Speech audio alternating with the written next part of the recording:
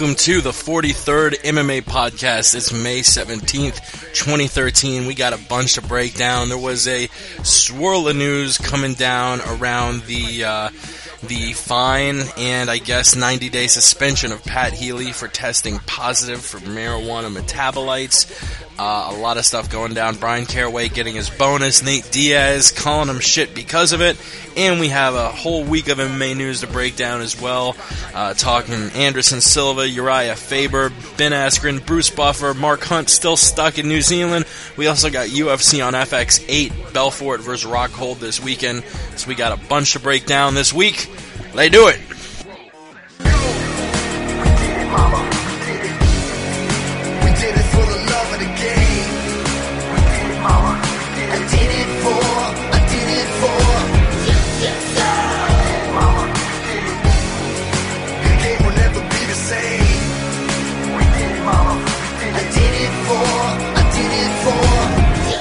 You're listening to the MMA Podcast with Jake and Chris. I thought I'd do it with it that time. And it is the MMA Podcast. You heard Lenny Hart. We're coming through your speakers. It is May 17th. We're happy you're listening. Thank you so much for tuning in. If you want to be a part of the show, if you're listening live, you can call in. The phone number is 213-457-3380. Or you can Skype us at the MMA Podcast. Or if you don't feel like talking, you can just tweet us at the MMA Podcast. If you're listening to an archived version of this, you can listen every week live. Fridays, 6 o'clock Eastern. We're not going to be doing next Friday, though. It's going to be a one-off thing. We're going to be doing next week's show a little earlier because I got to drive to Texas and watch my cousin get married or some shit.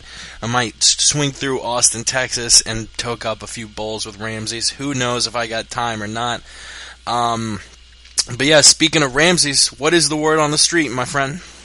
I'm just sitting here. I am smoking marijuana in protest of what's going on in the UFC with the athletic commissions these days. It's an outrage. Now listen, people, if you want to get a contact high off of Twitter, I know you think it's impossible. Try me. Test me. Follow the Aunt Jimmy Show on Twitter. You'll be fucked up in 30 minutes. Word on the street. Word on the street. Yeah, we had two awesome shows this week. Pardon me, I'm all nasally and congested and whatnot. But we had Jamie Huey and Kelvin Gaslam's coach, Terrell, what was it, Hussinger? I don't know. Hunsinger. What is it? Hunsinger, whatever the fuck it was. It was a fun chat. He, one of the few men who've been in a 2-on-2 MMA fight. That was an awesome interview. Go ahead, check it out. Word on the street. Follow this man on Twitter, the Aunt Jimmy Show. And we also have Yao the Truth. Follow him on Twitter at Yao. That's YAO_the Truth, all one word. Yao, what's good in Queens? Not much, man. Queens, New York. That's where I'm from. Just like Uriah Hall. Don't, listen to the show. Just listen to it. You're about to be blown away. Word on the street. Don't listen to the show. What? No, I get what you're going at. Listen to the MMA Podcast. Listen to the Word on the Street. Listen to MMA Mental if you haven't yet. That's MMAmental.com. They're doing it big. They're getting like 10 interviews a week. They're getting press passes to all the UFC events. They really do a great job over there at MMA Mental. And of course, our friends at MMA Victor. Go on MMAVictor.com. Make your picks. Go on the forum. It is a great site. That is MMAVictor.com. Like I mentioned, this show is every Friday at 6 Eastern. The MMA Roundtable, where all of us get together and do the damn thing. That's every Thursday at 5 p.m. Eastern, 2 p.m. Pacific. So yeah, I think we've pumped ourselves up enough, done enough plugging. Let's get straight into the news.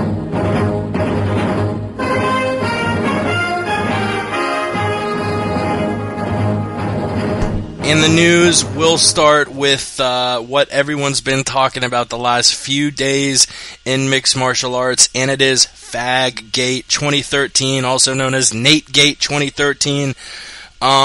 Like I mentioned, just this big series of events. It starts with Pat Healy going out there, putting forth an excellent performance at UFC 159, earning 2 bonuses, earning the Fight of the Night and the Submission of the Night honors. And it turns out, the news dropped a few days ago, that Healy tested positive for marijuana, stripped of his bonus money. Before we get to all the ancillary stuff with Brian Caraway and Nate Diaz and stuff, should they have the right to take away your money? I mean, these people on Twitter who are saying, well, a rule's a rule. You break it and you have to be punished. Like, oh yeah, alright, of fucking course. But look at the rule you're enforcing. This whole rule, the only reason the rule exists is because a guy named William Randolph Hearst in the 1930s didn't want people to be buying hemp because he knew the production of hemp was going to hurt his business because hemp was better than his product.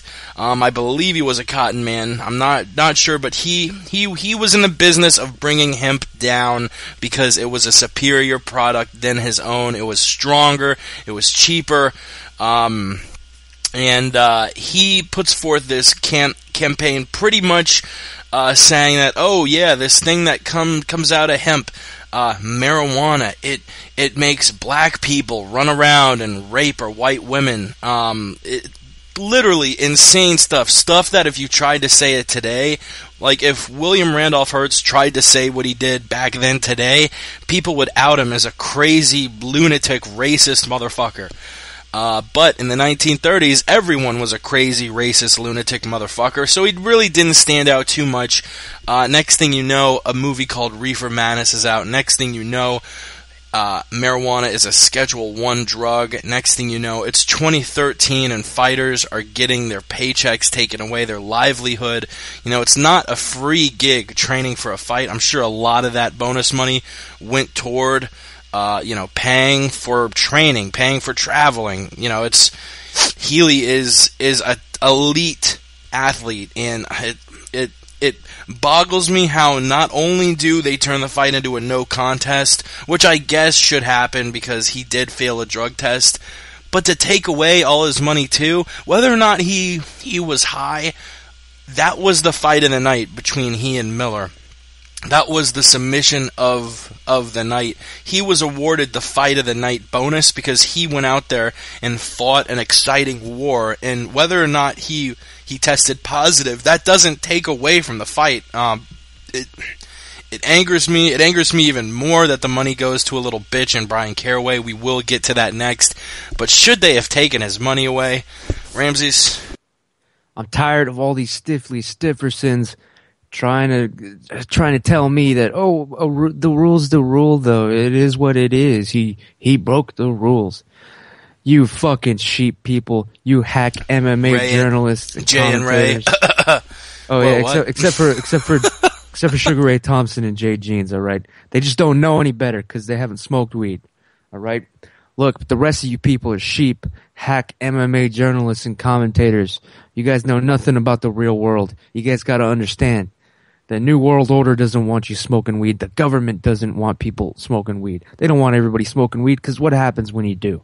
You start questioning things like the government, like the New World Order. You start seeing through shit. Your mind expands. You free your own mind like in the 1999 movie The Matrix. All right, people? I'm sick and tired of this rule. It needs to go away. It doesn't make any fucking sense. No fighter is smoking weed because they think it's going to make them a better fighter. Nobody's smoking weed to fucking win a fight. I guarantee you that. That's the truth. Get rid of the damn rule. Word on the street. But what do you think, Yao? What's up? As far as, taking the money away, the bonus money for failing your drug test, I think that is a legitimate rule.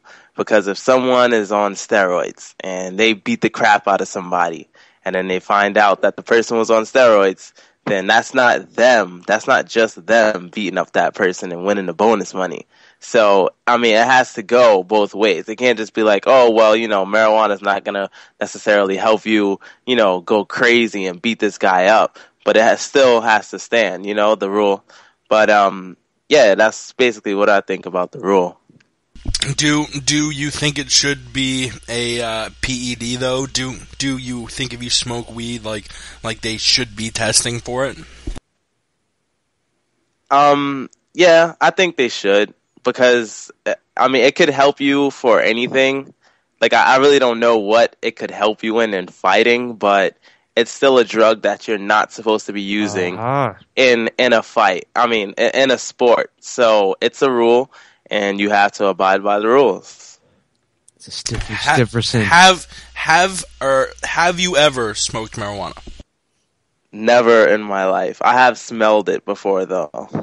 I mean, really, there's something that's funny. Everybody who says marijuana should be a PED, I want to say, if not 100%, 99. And I'm not trying to rip on you, but I think it's funny how such a large majority of people who think it should be a PED haven't tried it. And I'm not fucking saying try it, because it's especially in what you're doing, trying to aspire to be an MMA fighter, weed isn't going to help. So I definitely respect the fact that, you haven't smoked, and that's a really noble thing. But I think it's funny how people who have smoked it say this is not a PED. This is no different than a cigarette. Honestly, because I don't smoke cigarettes, I have a very low tolerance for tobacco. When I smoke a cigarette, it fucks me up way more than weed, because I'm used to weed, and weed chills me out, it mellows me out, it makes my mind fucking go up to Neptune. But I straight up get like jittery and shaky if I smoke a cigarette, if I drink a cup of coffee or two. It fucks me up to the same level. Like, you can't make the comparison between weed and alcohol, because alcohol fucks you up way worse. I was telling Ramsey before the show, for the first time in like a year, last night, I got fucked up on some alcohol. I was puking in the bushes on the side of the house because I didn't want to wake anyone up. If I would have drank too much alcohol, I could have died. Not saying I got close to it, but you literally can die with alcohol, and you can buy it. Probably you listening now, the listener, and you Yao and Ramses, within a 5-mile radius, there are probably 300 different places, probably 1,000 different places you can buy alcohol. Yet for some reason, this naturally growing plant is not, you're not supposed to touch it because it's the bad flower, and you aren't allowed to say fag because that's the bad sound. You aren't allowed to smoke this flower or make these sounds with your mouth or type FAG in consecutive letters on your keyboard if you're on Twitter.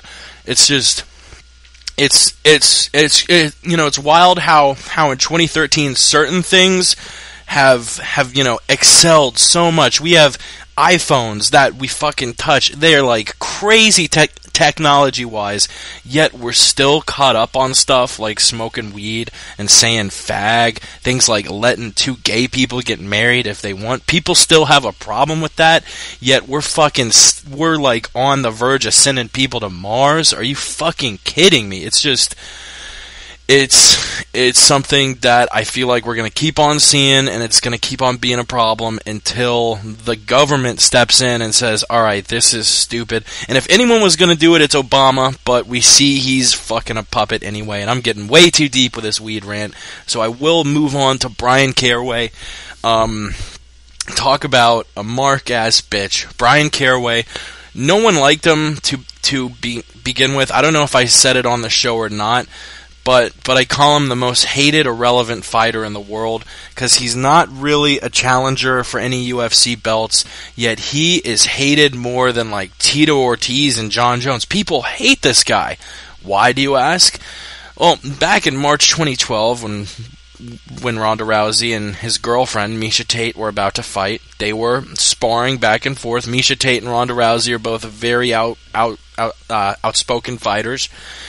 And Ronda Rousey joked, yeah, and when I get done beating up Miesha Tate, I'll beat up her boyfriend too. Which is a funny-ass joke. If you're fighting a girl and her boyfriend is also in the sport, that's a funny joke to make. And Brian Caraway, being the humorous, classy gentleman he is, when he heard that comment, responded back to Ronda Rousey, I believe on Twitter, saying, "Oh yeah, I'll knock all your teeth down your fucking throat and break your arm." Like, what? Brian Caraway is a piece of shit, and he, of course, said, "Oh, I didn't mean it, blah, blah, blah." Yeah, no one really thought you fucking meant it, you pussy. And now he's doing the same old Mark as a bitch type stuff. He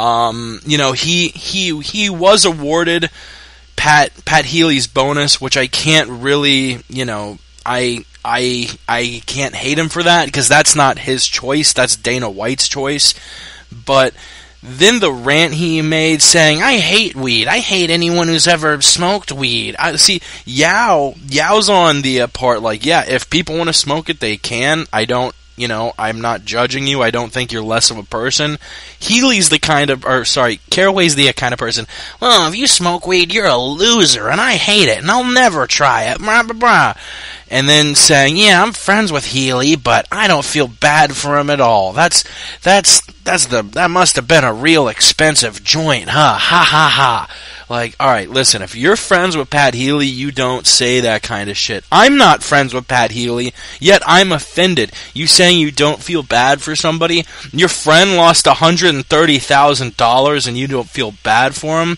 You are the biggest mark-ass bitch in MMA. Like, Caraway went from a guy I didn't like to my least favorite fighter in MMA. What are your thoughts on Caraway's remarks, Ramses? This Brian Caraway guy, he really fucked it up for himself. There is no digging out of the hole that he's in now as far as douchebaggery goes. There's no coming back from this. He's got to play it up now. This has to be his character. He has to go full heel now. He has to be just Brian Caraway, the fancy boy. You know what I'm saying? Everything I'm hearing, all the rumors, they're all just indicating to me that he is indeed a pony boy, a fancy boy. He shines his shoes every morning, you know what I'm saying? Yeah, and as far as his fighting, I don't know. I don't even think I've ever seen one of his fights before. Who gives a damn? This guy, I think you're right, Jake. I think he is a mark. He did it all to himself. He's already trying to backtrack on the weed comments, but it's too late, man. You already fucked up, Brian Caraway. You're done, son. You better win every single fight you have, because they're gonna cut your ass at the first opportunity. Nobody likes you. Oh, and by the way, if get me and Misha Tate, me and your girlfriend, at the same party any night of the week, and guess what, dude? I'm locking you in the bathroom. I'm gonna steal your car and take her home that night. That's right. She's gonna be making me cupcakes in the morning. You know what I'm saying? That's the word on the street. Yeah, what do you think about this Brian Caraway character? He really did this to himself. People already didn't like you, Brian Caraway, and now with your whole weed rant, it made it even worse. And like he really didn't have. He got the money, the bonus money. I said this before. He didn't have to say anything else. He could have just took the money and just left it alone. But he has to go on Twitter, start tweeting everything, and now he's trying to go back and try to change what he said and apologize. People don't like him. It's over. Ramses is right. He needs to win every fight he has, because he already has a bad name, and if he starts losing, he's going to get cut. You're going to get cut. Just like what's going to happen when Ramses locks you in the bathroom. I'm going to come out of the handicap stall with a box cutter, and it's going to be game over. Allegedly. I'm not really going to do that, because that would be a threat, and I'm not threatening you, Brian Caraway. Even though I just said I was going to cut your throat with a box cutter, I'm not going to do that. This is an entertainment radio show for entertainment purposes only. But if it happens, it was definitely not me. And Ramses, you did touch on Caraway sort of backtracking from the weed comments. He said that his older sister has a hard drug problem, and that problem started off with weed. And his sister has caused lots of problems for his family, which there are two things I love about that statement. Your sister doesn't have a fucking weed problem. She has a heroin problem, Brian Caraway. Don't blame weed on your fucking meth head sister. She would have gotten into meth whether she was smoking weed or not. It's bullshit. Weed is a gateway drug, blah, blah, blah. You know how many fucking people I know who smoke weed? I literally probably know 200 or 300 people who smoke weed. You know how many people I know who do heroin and meth? One.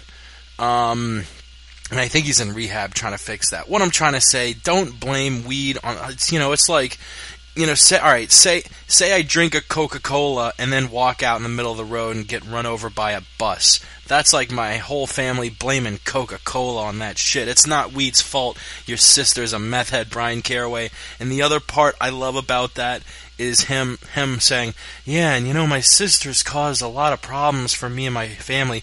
It wasn't, I'm very concerned about my sister because she's fucking injecting heroin in her arms behind a McDonald's next to a dumpster. Nope, it was, she's caused us a lot of problems. Like, yeah, way to really show your fucking douchebaggery and selfishness, Brian Caraway. So we went over Pat Healy testing positive. We went over Brian Caraway taking his money and then being a little bitch about it, saying, yeah, I don't feel bad at all, even though I'm friends with him. I hate weed. Nate Diaz saying what was on all of our minds. And when Brian Caraway, I don't think Diaz has any connection with Healy. But he obviously has a connection with the sacred plant. And when Brian Caraway came out saying this shit, Nate Diaz called him the biggest fag in the world. And then Twitter exploded. Everyone was saying, most people were saying, yeah, Nate, he is a huge fucking fag. And maybe a few PC people out there got a little uncomfortable and emailed the UFC and Uncle Dana. And Dana White kind of surprisingly saying, oh, he'll be cut or fined. Which is crazy. I mean, alright, when he's calling you a fag, he's not trying to insult homosexual people. He's calling you a pussy. He's calling you a mark. Like, when I call somebody a pussy, I'm not literally calling them a vagina. I'm saying they're a fucking bitch. And when I call them a bitch, I don't mean they're a female dog either. I'm so shocked. We can't take things in context. We have to say, oh no, even though he wasn't making a homophobic rant, which, by the way, like the fucking ones Dana White made. Dana White said fag in a video blog just a few years ago. Dana White gave extra bonus money to a guy who knocked out a guy wearing a Speedo, which, if that's not homophobic, I don't know what is. Saying, I don't want to look at that. Like, you don't want to look at what, Dana? Guy's thighs? The fuck? So, Diaz is apparently going to be in trouble because we're all a bunch of pussies and we can't take anything out of context. Should he get in trouble for calling Brian Caraway a fag, Ramses? I think it remains to be seen. Like, they acted too soon. First, they have to determine whether or not Brian Caraway is indeed a homosexual. If he is, then Nate Diaz is only guilty of telling the truth, in my opinion. Now, everything, like I said, I have my sources everywhere. Nothing happens in the UFC or MMA world without me knowing about it. And I'm telling you right now, people, all the chatter is indicating that Brian Caraway is a pony boy, all right?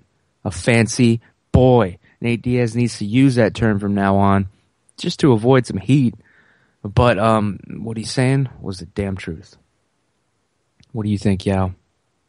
Nate, he said what he said, and he really meant it. As you can see, he's not going to say anything he doesn't mean.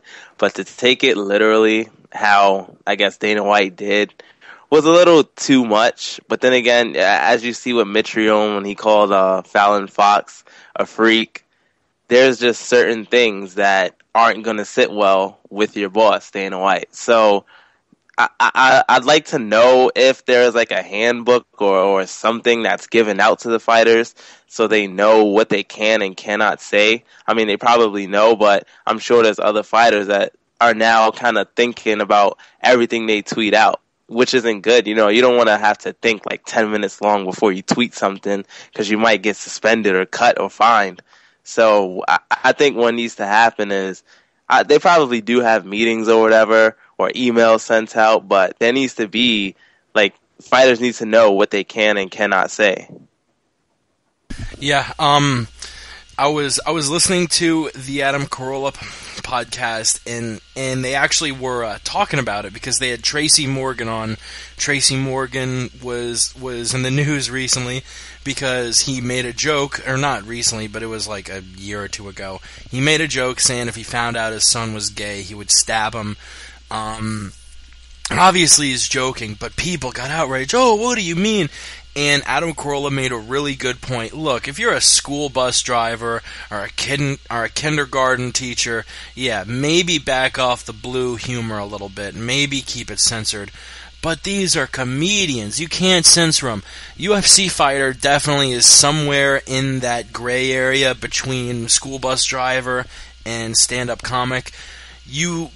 You've got to have a little bit of a filter because you are talking to the media, but at the same time, you can't be held to these uber PC restrictions. Or next thing you know, the athletes in our sport are going to be like any other sport, boring as fuck. Every interview you get, you aren't going to get a genuine interview. You're just going to get the standard.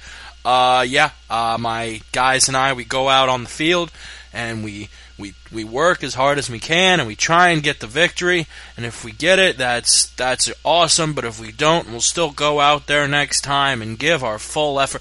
I don't want that in MMA. I want guys to be without a filter. I want guys to be entertaining, and we're going down a slippery path to where, look, guys, the word faggot is a very inflammatory and incendiary word. But when someone uses just calls someone a fag, should Dana White call up Nate Diaz and say, hey dude, I'd really appreciate it if you just tone it down a little bit. I don't know about... Yeah, that should happen. But should Nate Diaz be fined or suspended or cut? If he gets cut, I'm no longer a fan of Dana White. I have always said Dana's better than all the presidents in the Big Four sports, but if Dana gives Nate Diaz more punishment than he gave Matt Mitrione for calling a transgendered person a freak, which, whether you want her to be fighting or not, you can't fucking call a transgendered person a freak. I think this was interesting because it sort of merges two topics that we've talked about a lot, the whole marijuana topic and freedom of speech. What should fighters be able to say? What should fighters not be able to say? Obviously, we have a lot of flamboyant personalities in the UFC, but how far are we willing to let them go before they start getting punished by the UFC? And the UFC, I think, is setting up a bad precedent for fining people for saying, and sorry to rant, and I'm sure I'll be doing much less ranting on the other end of Yao's training journal, but it's funny how you literally get punished by your ranking in the UFC. I mean, Forrest Griffin and Miguel Torres made pretty similar rape jokes on Twitter within a few months of each other. I think Forrest Griffin got a slap on the wrist and Miguel Torres got cut. Why? Because Forrest Griffin's a bigger draw. That's it. Period. That is complete and utter bullshit. And the UFC can't pick and choose, and I doubt we'll see Diaz get cut because, like I mentioned, he is a huge draw. And yeah, that is the end of our coverage of Faggate 2013. I'm sure we'll be talking about it next week when we find out what sort of suspension or fine or punishment came down the wire for Nate Diaz. And that brings us to Yao's training log. Yao, an amateur MMA fighter in Queens, New York. He's going to be fighting his first fight in July at Grappler's Quest. We got a future UFC fighter on the fucking podcast, and this is the third installment of Yao's training log. Yao, take it away. What's up, people? I am Yao the Truth. This is the third installment of my training log. Usually I'll tell, my week of training and everything, how I'm doing, how I'm feeling, what I've been doing. But this week of training has actually been focused more on my teammate. His name is Russell Lawson. He has a grapplers tournament this Sunday in New Jersey. We're heading out there. I've really been focusing on him this whole week, making sure that he's in the shape that he needs to be in, making sure his head is where it needs to be. He's younger than me, and he's my favorite training partner. We go together all the time. So this week was really focused on him. I did have my training, my Muay Thai, Jiu-Jitsu, wrestling, strength and conditioning, like I always do. But this week was really focused on my teammate, and it's one aspect that I really enjoy, not just training and fighting, but more, the coaching aspect and helping others. So this is my training log, and I will be tweeting out. I will be posting his matches on YouTube, Twitter, everything, updates. If he made weight, I'll be posting everything. So look out, and thanks again. Thank you for listening to Yao's Training Blog. We'll be bringing you new shit every week, following Yao from the streets of Queens, New York to the Octagon. It's a journey we're all going to do here on the MMA Podcast, and I'm looking forward to your Octagon debut. I don't care where the fuck it is. I'm going to be there in maybe not the first row because that's pretty expensive, but I'll try and get in at least the 100 level so I can be cheering on my boy Yao, the truth. Follow this man on Twitter and Instagram at Yao, Y-A-O, _the truth, one word. The next topic, speaking of future Octagon guys, that sounded very eloquent. Anderson Silva dropping a few bits of news. First, he mentioned the Nogueira brothers, convinced him to stay in the sport after Pride, which is pretty amazing, because if he would have retired, he would not have been remembered as a necessarily notable fighter. He was decent, but he wasn't close to the greatest of all time, and now he is the greatest of all time. The other couple things he said, he's the Black Dana White, which, whatever, Anderson. You say a lot of you say a lot of shit, and that doesn't mean anything. You saying you're the Black Dana White is like me saying I'm the white Daniel Cormier. It's just like, all right, whatever. But he also said, which I thought was kind of interesting, he doesn't like to fight Brazilians, which is sort of a look into the Brazilian culture. I've heard that from multiple guys from Brazil. I think the first UFC on Rio show, a lot of people in Brazil didn't like it because they were making Brazilians fight Brazilians, and they didn't know who to root for. Brazil is a very nationalistic country. I don't want to say xenophobic, but they're very, very about rooting for the guy from their home country. Is it racist to do that? It's a touchy issue, but I mean, I don't know if it's because we're raised in this PC culture, but I think it's kind of crazy when you have a white, like, it doesn't matter who, if you're white and you're fighting in Brazil, you're gonna get booed. Period.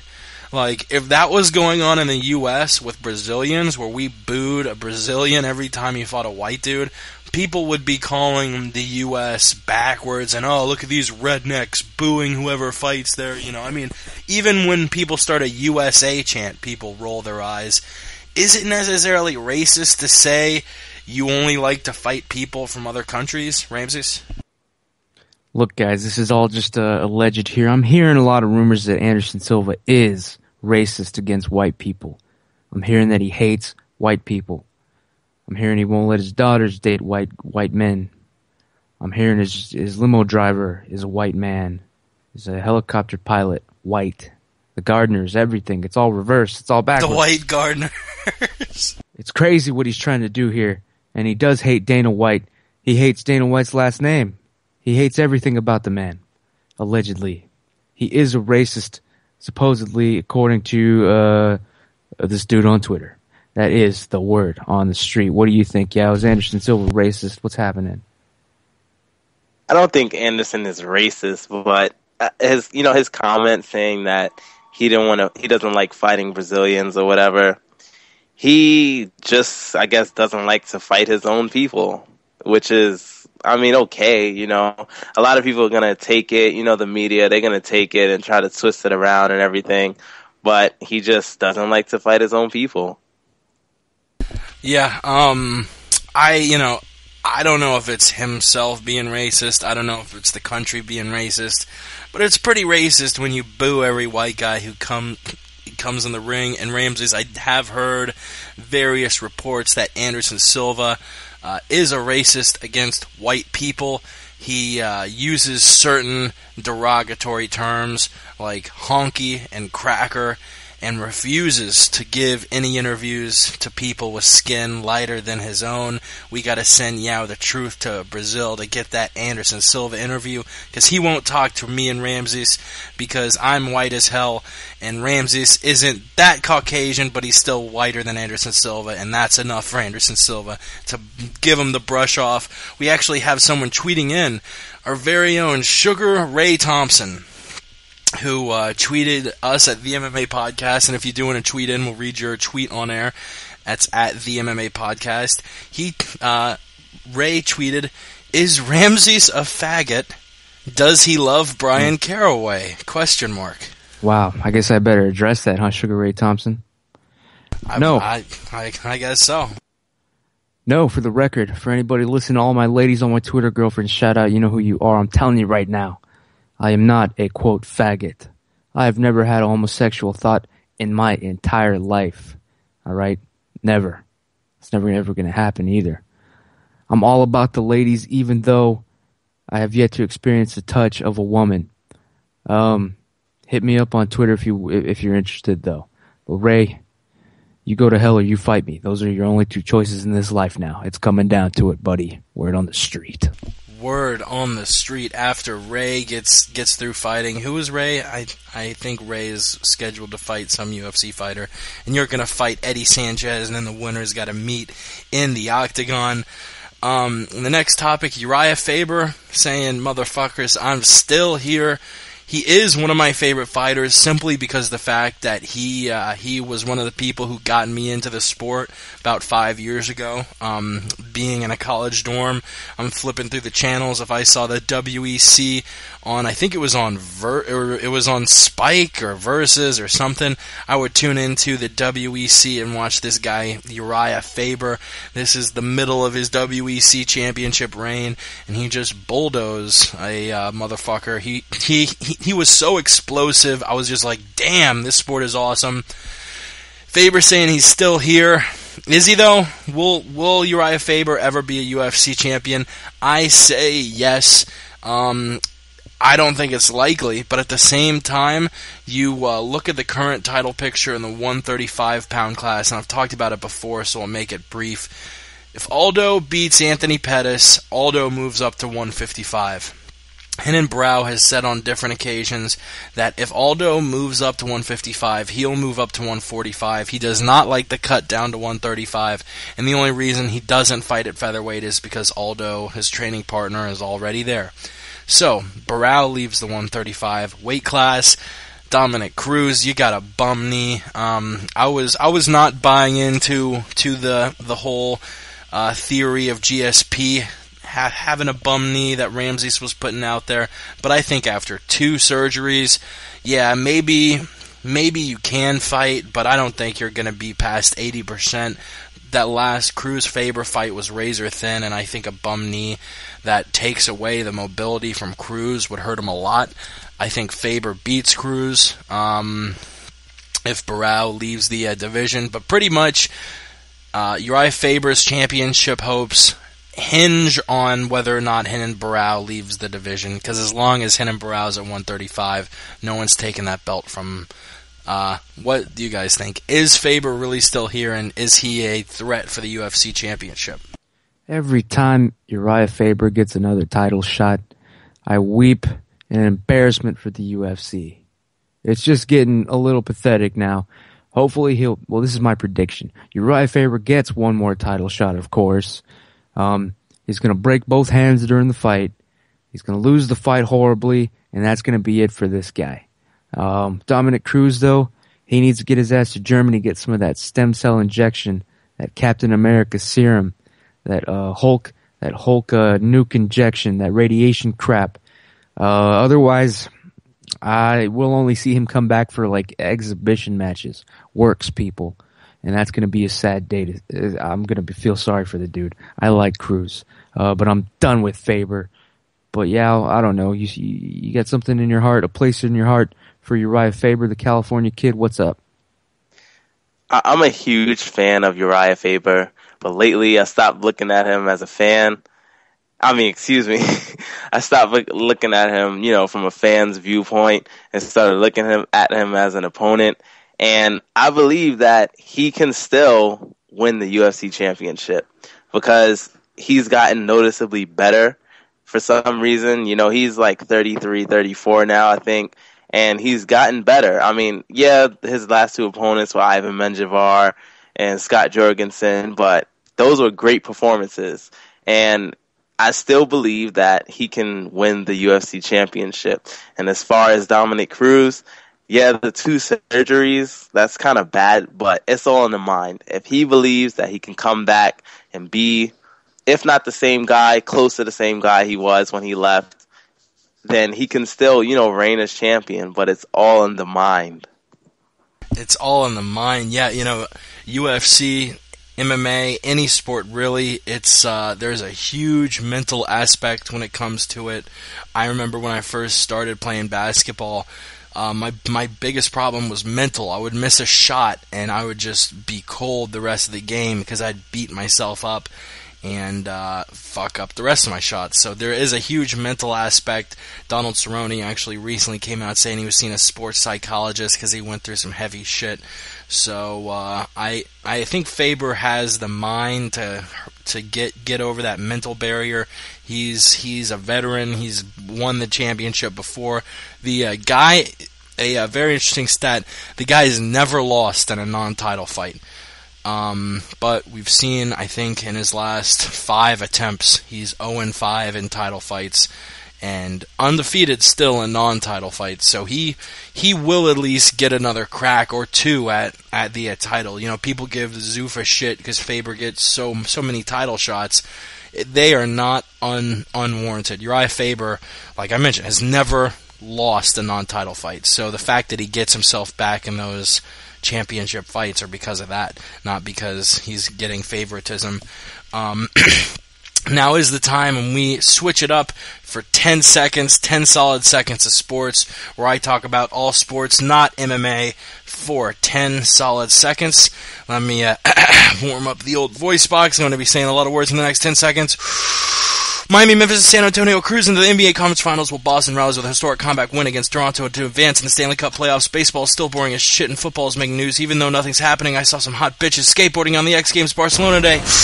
Oh shit. Yeah, there were some real hot fucking bitches too, like Brazilian bitches, like skateboarding Brazilian. Oh, it was making me very aroused. I will say so myself. Just like all my goddamn Twitter concubines. We got somebody calling in from a 937 area code. Let's see what's up. Caller from the 937. Can I ask who this is? It's Ali. Ali, what up, man? What's up, Ali? I'm just got home from school. So what's going on, guys? What you guys talking about? Man, fuck school. Yeah. Drop out. Start training. Take a fight. Make some money. Yo, we were talking about Faggate 2013. We got Nate Diaz giving Brian Caraway shit because this Mark is stealing money from Pat Healy. Just like Ramses is going to steal his girlfriend if he ever sees her. Saying he's friends with Pat Healy, yet he doesn't feel bad for him, which I find incredibly confusing because I feel like most people feel bad about Pat Healy, so you'd think his friends would feel bad for him for losing 130 large. What are your thoughts on Brian Caraway and this whole Faggate with Nate Diaz? I had to look at it from 2 viewpoints. For Brian Caraway, if I was put in his position and I got the submission of the night, I had to think if Pat Healy didn't get that win, I would have had the submission of the night. So basically, I thought it would have been coming over to him anyway. Once I heard about the news, I would have accepted the money, yeah. I mean, it's cash, another bonus. It's another bonus to the million. And Pat Healy, another side from the viewpoint, it could be messed up. The guy, he busted. He really trained hard for that fight and got the win, but, just made a mistake with the weed. It kind of goes either way. I don't know, really. True enough, yeah. We were talking about it for a while at the beginning of the show, so I don't want to stick on it too long. But did you want to stick on the call and chat about the topics we were going over? Or did you call up to talk about one thing in particular? I'll stay here and talk about the topics, man. Hell yeah. The next topic, we are talking about drug tests, and Ben Askren coming across the wire saying Bellator barely drug tests.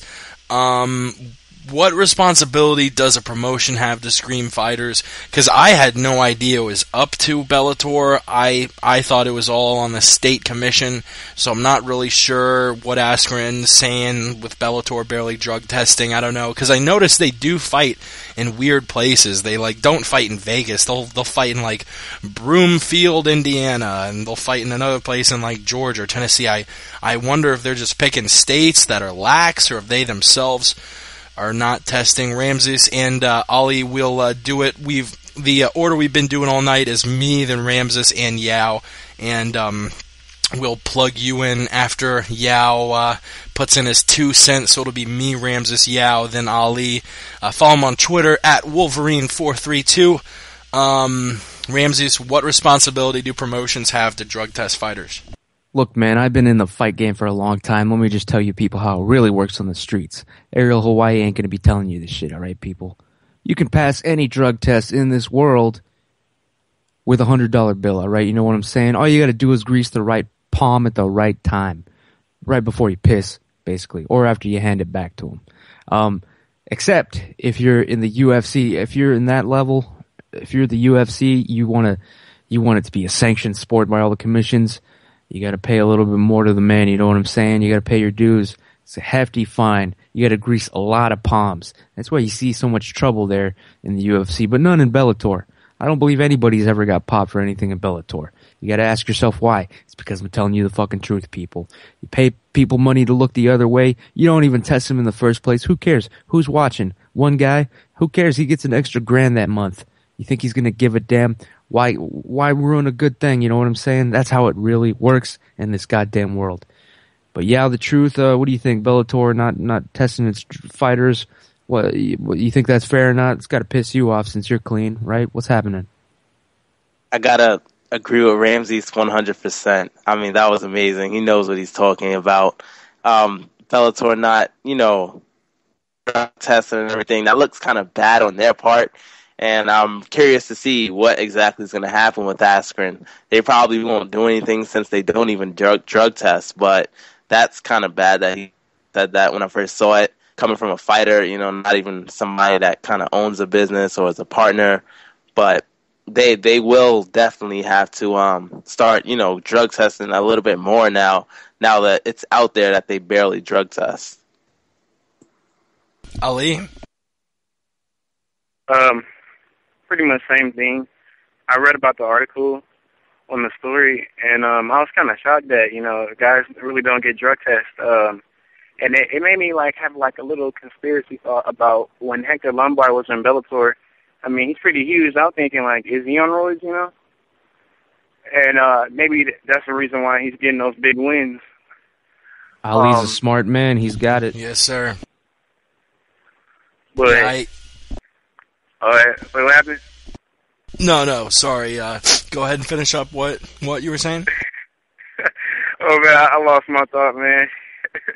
Shit, sorry, bro. But yeah, I was gonna say, it was funny. Healy retweeted MMA Roasted, because MMA Roasted put up a joke about him saying, and Pat Healy has apologized for smoking marijuana and said that he will now only do TRT before all his fights. Yeah, I mean, you know, you can juice yourself up on TRT like that clown Vitor Belfort. You can crash your car drunk as fuck into a telephone pole like John Jones with a couple bitches in the back seat. Yet you want to puff up a little bit, and maybe a couple weeks before the fight, you're anxious. You're about to be going into the octagon for the first time. It was Pat Healy's first trip to the UFC. And all of a sudden, he's being robbed. Like Ramsey says, another marijuana victim in the UFC, getting his money taken away for lighting a plant on fire and having the gall to breathe in the fumes it made after it got lit on fire. We will move on to Bruce Buffer. Actually, two kind of really interesting stories. I had heard that he had fought Frank Trigg once. I actually hadn't heard him tell the story. He was on UFC Tonight and sort of previewed it. It's in his book. I think the book's called It's Time. But he was on UFC Tonight with Chael Sonnen and Kenny Florian, showing off his crazy split ability, which, like Chael Sonnen, I'm not sure. I mean, that was a high-level split. I don't know if he's necessarily breaking that out himself. I don't know if it's photoshopped. He swore it was him. The man is in shape. Didn't want to rip his pants on set, though. But Bruce Buffer telling the story that he was in an elevator with Dana White and Frank Trigg. Frank Trigg was, you know, begging Dana White to give him a fight or take him back or something. Basically being Frank Trigg. He was peddling. He was begging like a street bum to Dana White. And Bruce Buffer noticed Dana White had a nice watch on or some shit, leans in to look at it, and Frank Trigg gives him the forearm, kind of shoves him, and Bruce Buffer shoves him back, and all of a sudden there's a 10-floor fight. Dana White's watching the voice of the Octagon take on the douche of the Octagon. That was a pretty interesting story. Another interesting story, his brother, Michael Buffer, you know as, Let's Get Ready to Rumble! He's the boxing guy. It's really kind of wild that the two brothers are, like, his brother's the voice of boxing and he's the voice of MMA. Even wilder, he didn't meet him until he was 30. You would think how similar their lives are, that they were brought up like twins. Bruce met his brother when he was 30 years old. Do you like Bruce, and which one of the two do you think is crazier? I actually started off liking him, and then I heard his radio show a couple times, and he was just like always talking about the hot, like, you know, being with hot bitches.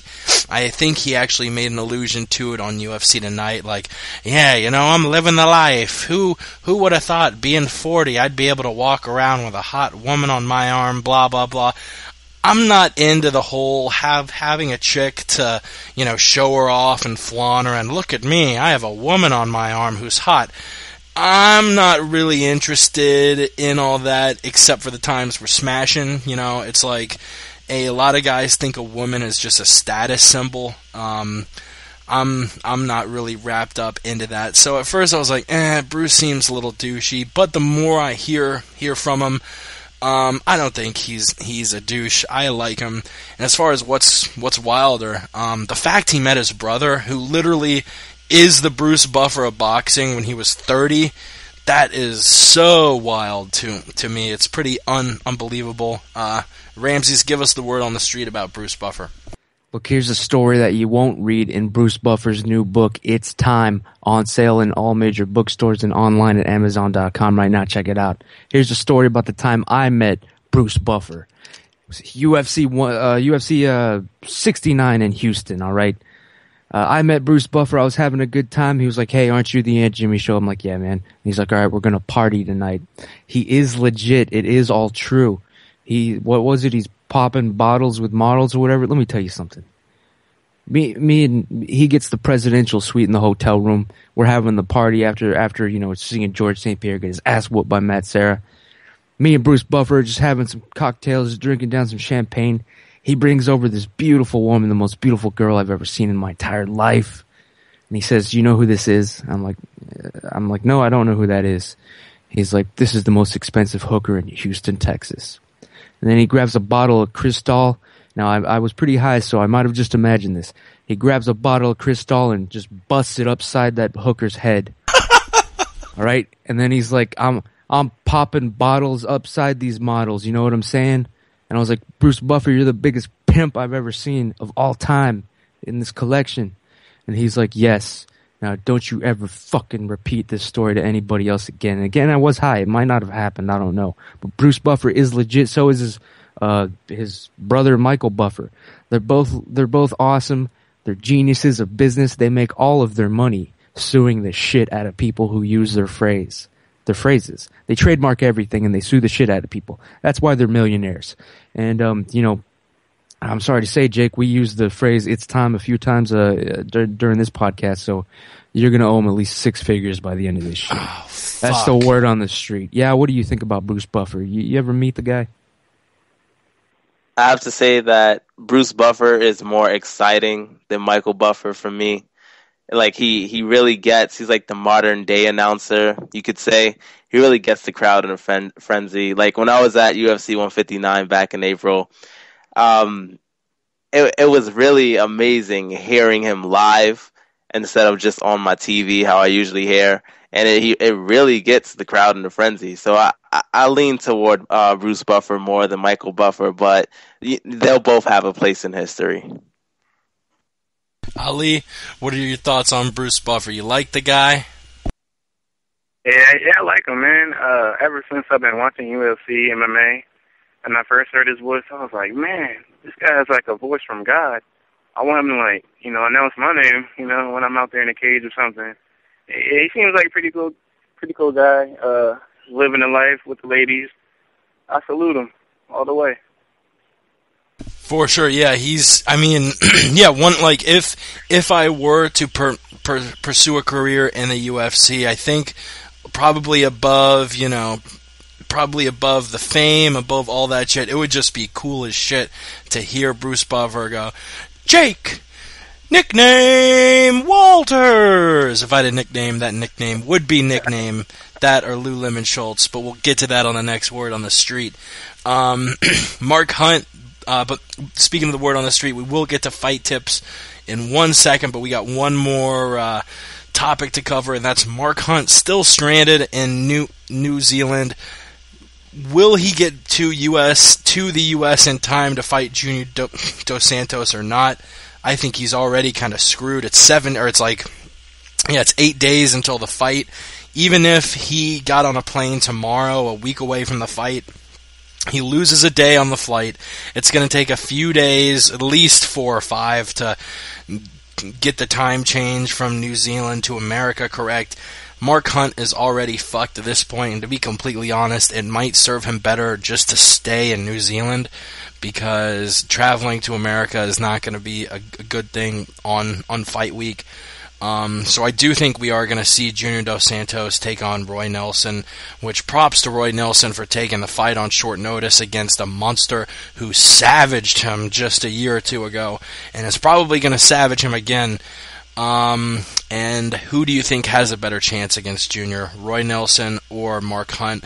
I'd say Hunt, just based on the fact that we haven't seen Hunt fight Junior before, and we have seen Roy just get absolutely fucking lit up against Junior.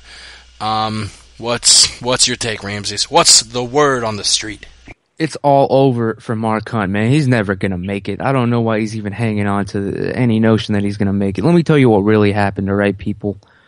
Mark Hunt, he probably got uppity up there in the airport, all right? He pissed somebody off that he shouldn't have. He was probably walking around with his "I'm Mark Hunt, do you know who I am" attitude at the airport, and he just said it to the wrong guy.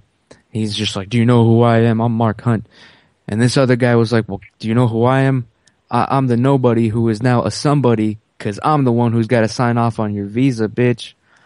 Mark Hunt, man, you hear about him like getting in scuffles all the time at bars and shit. This guy's got an attitude problem. That's what's. Otherwise, Uncle Dana would have solved this with some fucking greased palms, like I keep trying to tell you. It just would have taken a couple $100 just in the right direction. Mark Hunt would have shown up just like he has every other fucking time. Somebody fucked up big time. It was Mark Hunt, in my opinion. He came out there with the attitude. Now, so we are going to see a fight that already happened. Junior Dos Santos versus Roy Big Country Nelson. It's going to be exactly the same as the first fight. Can anybody offer a reason why it would be any different? Anybody? Yeah, what do you think, man? What's up? What's the truth? Ramses has a great point. He said that what you just said, Dana could have, fixed this with just a few $100 or whatever. But I believe it, I really do believe that. But I really do hope that Mark Hunt makes it to this fight. I'm a huge fan of his. I'm a huge fan of K1, and to see a K1 kickboxer like him come into the UFC and just, destroy the way he's been destroying people, I really want to see him in this fight.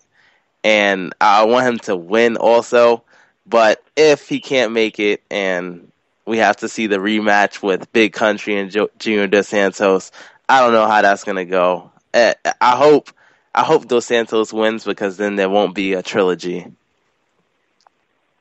Ali, what are your thoughts on Mark Hunt's visa issue? Who do you think Junior Dos Santos is going to fight, and what do you think is going to go down in that fight? I don't know if Mark's going to be able to make it down to the U.S. Like I said, he's going to have to deal with the tall-back elevation, get used to everything. If he does make it, I think he's going to lose. It might be a similar ass whipping, similar to Junior Dos Santos, where he fought Roy Nelson the first time. But I think Roy Nelson should fight him. But if they do fight, it's going to be a little close, I think, this time. Roy Nelson, he has the momentum right now, coming off that knockout win over Chet Congo. And then Junior Dos Santos, he's out to prove something, that he wants his belt back. So I think both guys are trying to make a big statement if they do fight. Honestly, right now, that's where I leave it at. Yeah, if Junior doesn't watch out for that overhand right, he's going to be in a lot of fucking trouble. And that does bring us to Ramsey's fight tips, where every week Ramsey's breaks down a certain fight tip. Week 1, he told you how to handle a homeless person if he's harassing you in the streets. Last week, he taught you the very specific art of the capoeira. And this week, Ramses will be breaking it down with a new fight tip. It's all you, cocksucker. What's up, you amateur weaklings? Are you tired of getting the crap kicked out of you by little punk kids with baseball bats? You're just walking down the street to pick up today's newspaper, and all of a sudden, the local hood rat children have you surrounded, and they're going through your pockets and stealing your wallet and dignity with their stupid little tiny children hands. Well, today's fight tip is going to teach you how to turn it around on the little bastards and make them wish they hadn't skipped school that day. That's right. This is how to fight little groups of little children. I call this move the "Gimme Back My Son" technique. Give me back my son! Now, basically, if you're ever in a fight with a bunch of small children and you don't have a gun, you're gonna have to kill the little bastards with your bare hands. Usually, though, you'll only need to kill the leader of the gang, and the other children will run away screaming for their mamas. The leader is usually the biggest or the oldest kid. It's not too hard to spot him. Once you've identified the leader, you've got to pick him up by his tender little throat and lift him in the air so that you're eye to eye, and you've got to yell, "You're not my son. Give me back my son." Give me back my son! You got to yell that shit, alright? You have to yell it all fucking crazy. And then you spike the kid on the concrete like a game-winning football. And just keep yelling, "Give me back my son." Give me back my son! And you gotta pride stomp the kid, the stupid kid, until your boot is literally splashing in a puddle of blood. And by this time, all the other kids, they should have dropped their baseball bats and run off screaming like little fancy boys, alright? That's the fight technique of the week for fighting little kids. It's called the "Gimme Back My Son." Give me back my son! Give me back my son! And that is... What? I just want to say, side note, it also works in nursing homes. So remember, this is not murder.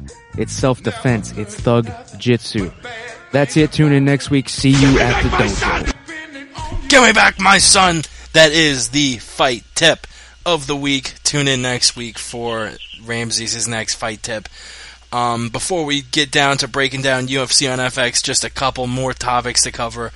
Vanderlei Silva coming out saying he wants to suck Chael Sonnen's blood. He wants to smell Chael Sonnen's blood, which are two odd sentences, both in their own. Saying you want to suck someone's blood, it's like, are all right, Dracula, you want to suck my blood? That's cool. Then saying you want to smell his blood, like, what the fuck? What does that even goddamn mean? You want to smell his blood? What? We do know Vanderlei for saying some questionable things. He said he wanted to fuck Chuck Liddell in the ring when asked about Chuck. We just don't know what's going on with this. What kind of insult is saying you want to smell a guy's blood? You know, it's almost like what a doctor would say if he thinks you have lupus or something. Like, you know, we're going to need a dog to come in here and smell your blood and see if you have cancer. I don't get it. And does Vanderlei have a chance against Chael? I think Chael's a nightmare for him, and Vanderlei's not known for having necessarily the best takedown defense. I think Chael's going to repeat rounds 1 through 4 against Anderson. What are your thoughts on Vanderlei Silva, Ramses? Everything that Vanderlei Silva says is just layered with homosexual innuendo. Everything he says is something gay. What's up, Vanderlei? It's just time to admit it. People will maybe respect you, I don't know. But you're just confusing everybody, and it's making people uncomfortable. All right? That's not right. That's not how you behave yourself as a fighter. Talking about sucking people's blood, fucking Chuck Liddell, smelling it. You're a pony boy. You're probably a fancy boy. And do you have a chance against Chael Sonnen? Hell no. It's all over for you. He already set his sights. You're done, son. Accept the inevitable. It's only a matter of time. Yeah, that's about it for Wandy, man. This guy's he is a fancy boy. What's up, Yao? Ramses is right. This is the end. There's only a matter of time for Vanderlei Silva. He's just saying things just to try to reply to Chael Sonnen. He knows that he can't keep up with the, I don't want to say trash talk, but the things that Chael Sonnen says. He can't keep up with that. So he needs to just say something to kind of, let people know that he's not just curling up like a ball and just afraid of Chael Sonnen, but he is.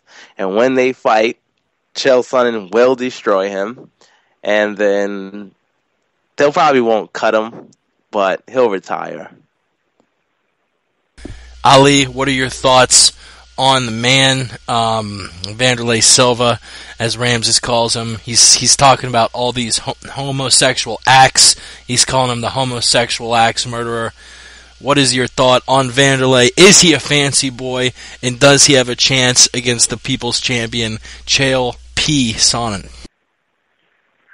Fancy boy, no. Homosexual, yes.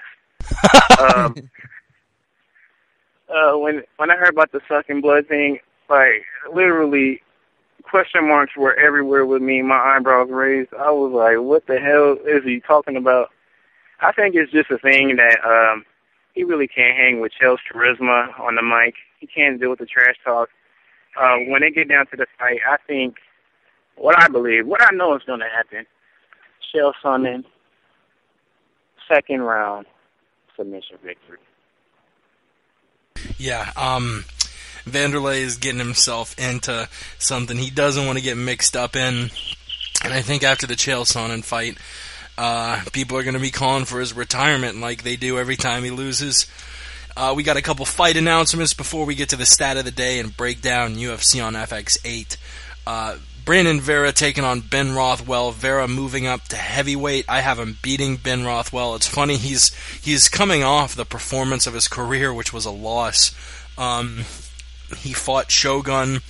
He took a fucking ass whooping. He basically got murdered 5 times in the ring by Shogun, but never went down until the very end.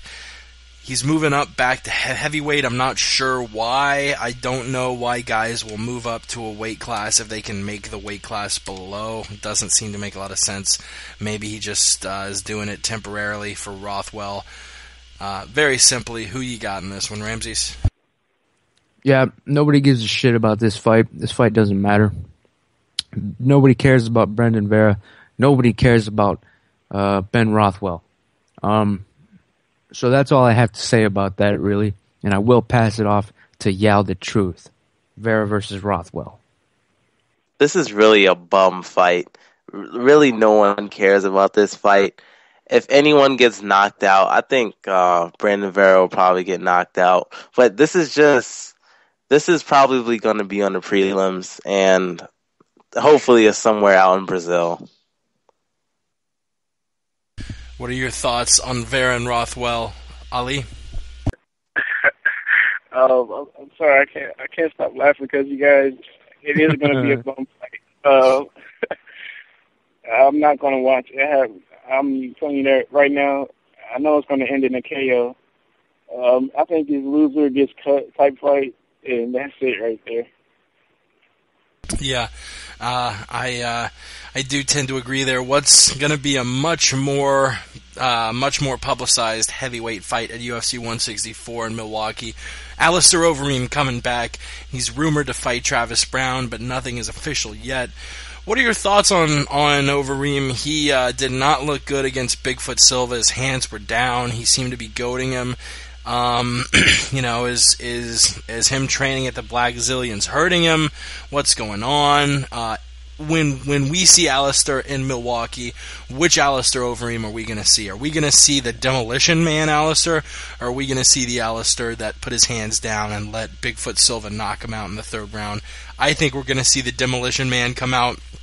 Overeem's fight against Silva, he was coming off the biggest layoff of his career, and I think we're going to see a much different Alistair Overeem. Ramses, what's your call?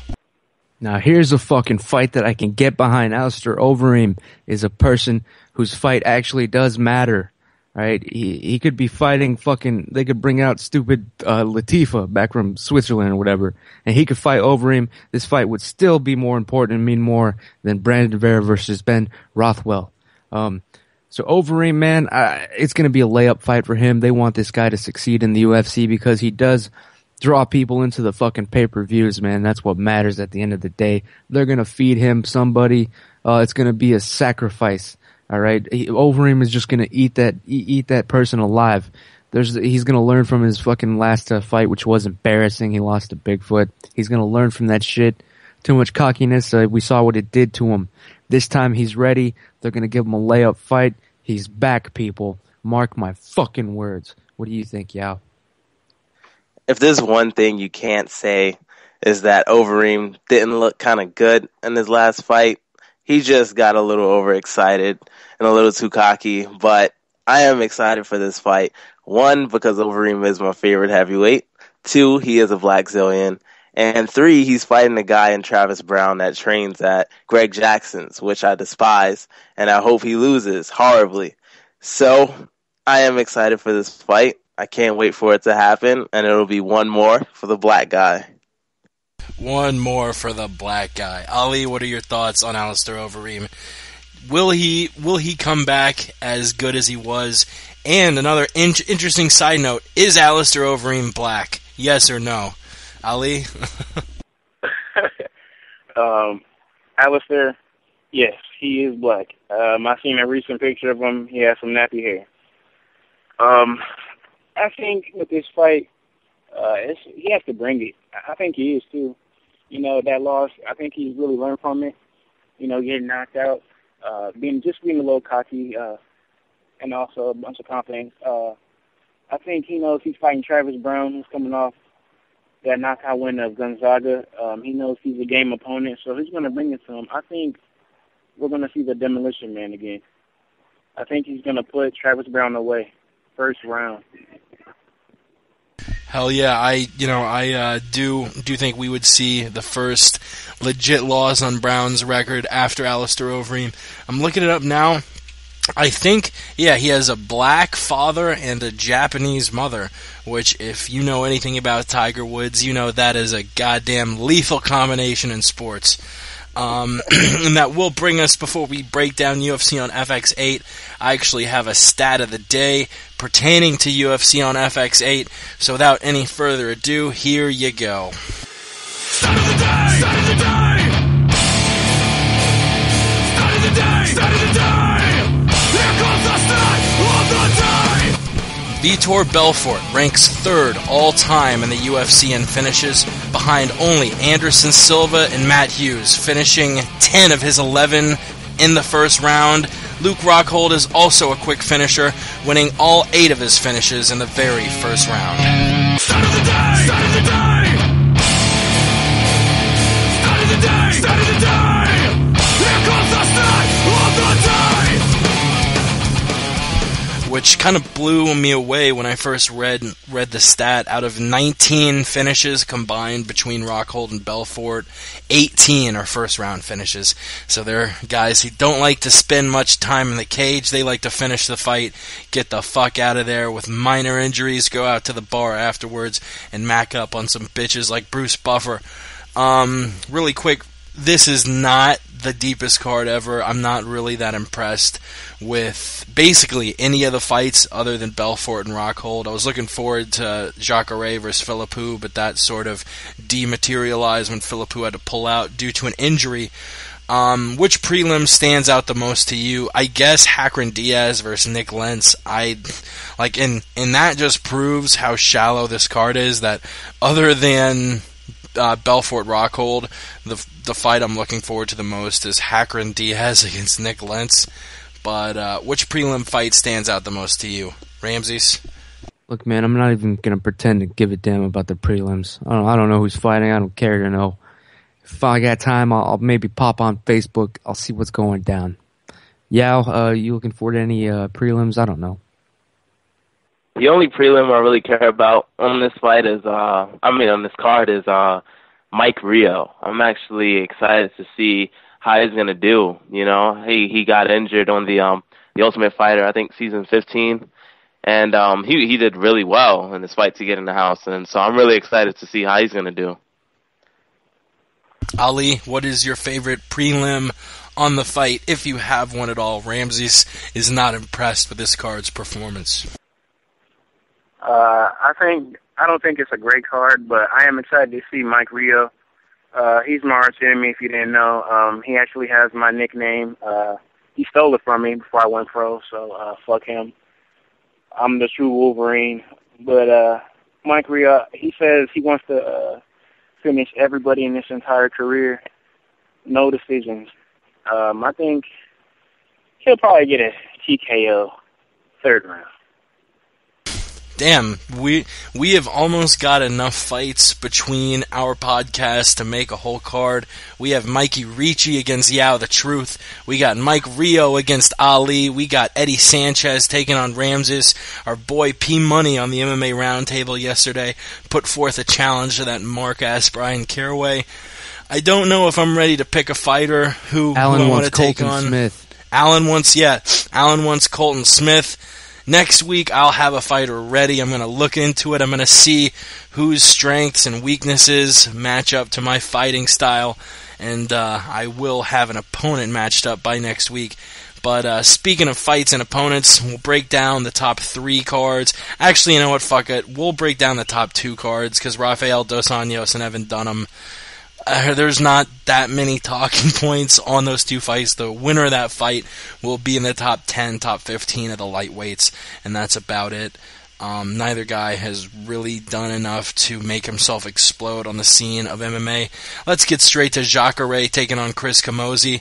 I am really looking forward to this fight simply because it's the UFC debut of Jacare. He's an amazing fighter. He knocked out Derek Brunson in the first round. Chris Lieben couldn't knock out Derek Brunson in 15 minutes. He lost the decision to him. Jacare, he's been working on a stand-up. He's got Chris stand-up, and of course, he's a monster on the ground. It's almost like you remember when Damian Maia started focusing more on stand-up, and then he just became shitty, because when he focused on stand-up, his stand-up remained horrible, and his ground game suffered. This is what should have happened when Damian Maia trained stand-up. Jacare has top-level jits, maybe the best jiu-jitsu in the UFC, if not, definitely top 2, top 3. And the guy can knock you the fuck out. Chris Camozzi, I feel bad for him. He's young, he's 26. This is going to be his 10th fight in the octagon. He's got an impressive record with 7-2. I don't think he has much of a shot against Ronaldo Jacare Souza. What are your thoughts on the fight in the co-main event, Ramses? Let me tell you something, people. It's a harsh reality in the UFC world these days. Jiu-jitsu don't work no more, right, people? It's gone. If you're fighting anybody worth a damn, anybody that's training all the disciplines, and you're a jiu-jitsu guy, it's all over for you, cocksucker. All right? I don't even know why you're showing up to these fights anymore. Jacare Souza, everyone's talking him up, but he's going to get his ass whooped. That's my opinion. Chris Camozzi shot out He is a friend of the podcast. God bless him. Yeah, what do you think? Jacare is going to eat this guy alive. Mark my words. He's going to eat this guy alive. Jacare is an amazing fighter, like Jake was saying. He really is. I mean, his last fight, he's been submitting a lot of people lately. Very rarely you see a Brazilian lose in Brazil. So, and Jacare is just a horrible matchup for Chris Camozzi. And he's going to win. He is going to win impressively. I'm actually excited for this fight. And I was kind of surprised that I was. Ali, what are your thoughts on the co-main event, Jacare Souza? It potentially makes for a great fight, actually. Chris Camozzi, if he can pull off the win, he'll definitely have everybody's eyebrows raising, like, who should he fight next? And Jacare, everybody who's rooting for him, they know he can get that finish anytime. And it is impressive the striking he's gotten really good, too. I remember he used to just, really just submit people. But when he knocked out Derek Brunson in 50 seconds of the first round, I was like, oh my goodness, he's for real. I think he's ready. He's ready. Once he beats Chris Camozzi, definitely top 5 guy. Yeah, Chris Camozzi's got a bright future, but Jacare is just so good. I can't wait to see his UFC debut. Finally, the last topic of the night before we close it out, Vitor Belfort taking on Luke Rockhold. They got a little testy at the weigh-ins. Belfort shoved Rockhold before they got broken up, but I think that was just sort of to pump up the fight. I don't really, what has either guy said to make Belfort really want to shove the guy? Belfort's been to countless weigh-ins. He didn't even shove Anderson, and Anderson was talking 10 times the shit Belfort talked. I think maybe Joe Silva or Sean Shelby or Dana White called up Vitor and said, hey, you give Luke Rockhold a nice little shove at the weigh-ins, and you'll notice an extra $5,000 in your bank account tomorrow morning. That's what they do. They're just trying to pump up the fight. I don't necessarily subscribe to all these fights being works, but I think certain things are fabricated, like George's anger at Nick Diaz.